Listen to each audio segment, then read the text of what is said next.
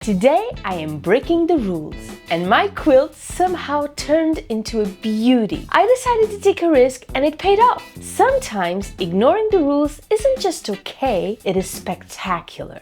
This is the charm pack I chose for today. It is full of lovely red tones, from soft and subtle with just enough variety to keep things interesting. Now, if this were a regular quilt, these charm packs would be the hero of the quilt, right?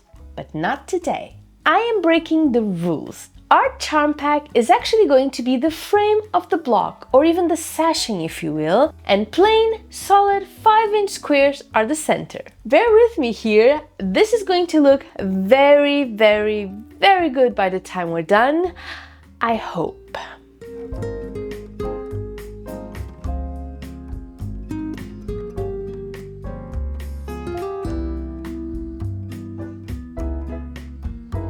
Okay, so we've got charm pack squares cut into 4 1¼ inch strips, and there's 2 reasons why we're making them this thin. Because we want to be able to use only one square, and because we want it to resemble proper sashing and not give it too much attention. I will be going back to the rest of those squares later, don't worry. Oh, and there is one more reason for it, and I will show you why in just a minute.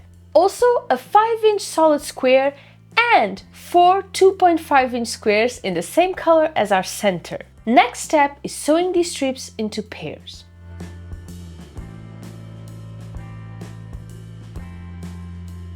Now, this quilt pattern, as I do it, is very different in many ways. The use of the fabrics was the first, sure, but now I can't really show you just one block without adding pieces from the other blocks around it, hence the sewing of the pairs of strips. Because to make just one square independently, we would have to make tiny 1.25-inch squares for the corners and then join 4 of them when it was time to assemble the quilt. But this is all extra work we do not need, and it's not really ideal, particularly if you're just starting out.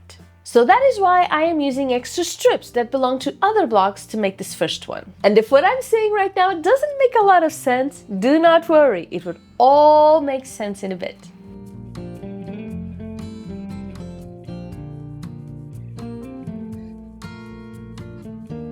Now we just press and trim. Yes, I did make those squares larger than needed, only because I prefer to have some wiggle room. And this is what we get, our very first block. Oh, how pretty! And now we make some more, 15 more actually. So 15 charm pack squares cut into 4 strips, 15 solid 5-inch squares, and I think it's 24 more 2.5 strips to boost. My math isn't really mathing lately.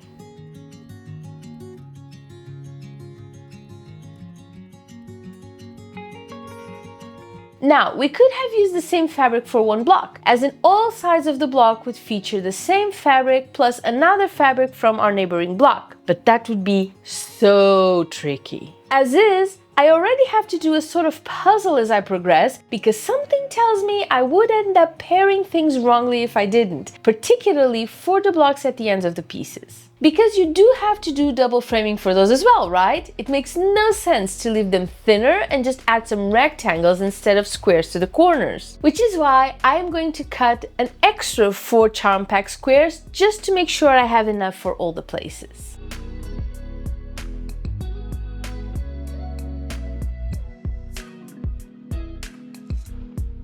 You want to sew your pieces together as it makes the more sense to you. This is how I do it. And yes, I could just sew the whole thing in one piece right now, but I reserve the right to make changes to my layout after all the pieces are sewn, trimmed and pressed. So there will be another puzzle in a minute. It's also more fun this way. And so, why did I ever think it would be a good idea to make a quilt featuring solid squares and only add fun fabric to the frames? I have no idea, actually.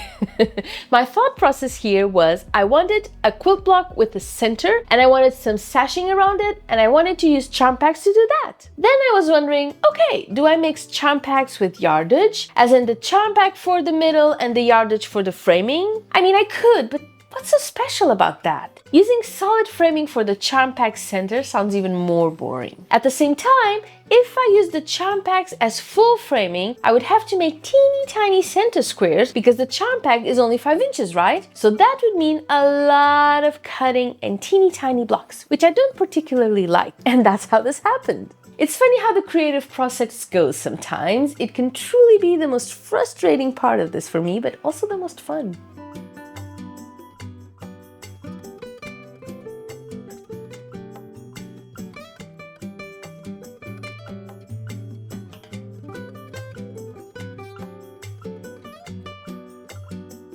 And here they are. Okay, time for us to puzzle. And if I did my math right, this should be a breeze. If I didn't, then the pieces won't match and it's going to get pretty crazy around here.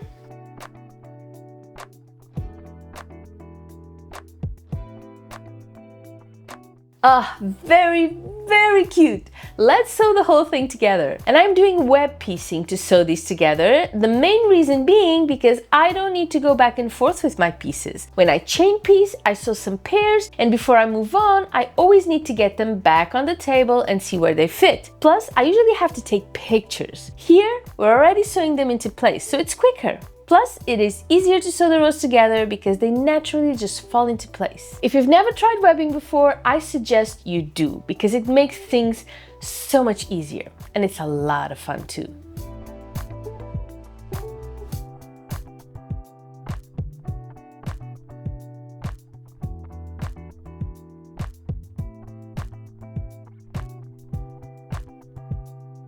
And this is definitely giving me tablecloth vibes. How about you? It will look so cute on a large table. I think that's what I'll do with this patchwork top. A very pretty baby quilt as well. You know, the framing kind of looks like roads, so kids can play on them too.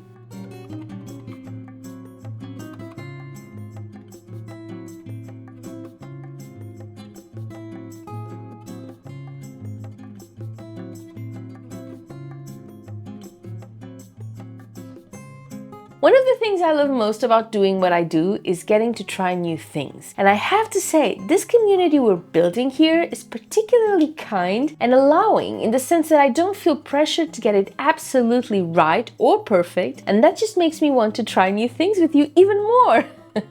It can be hard for a content creator to think of new things to do every single week while maintaining a degree of quality in their work. But you are so awesome that you make my job really easy. So thank you. Thank you so much.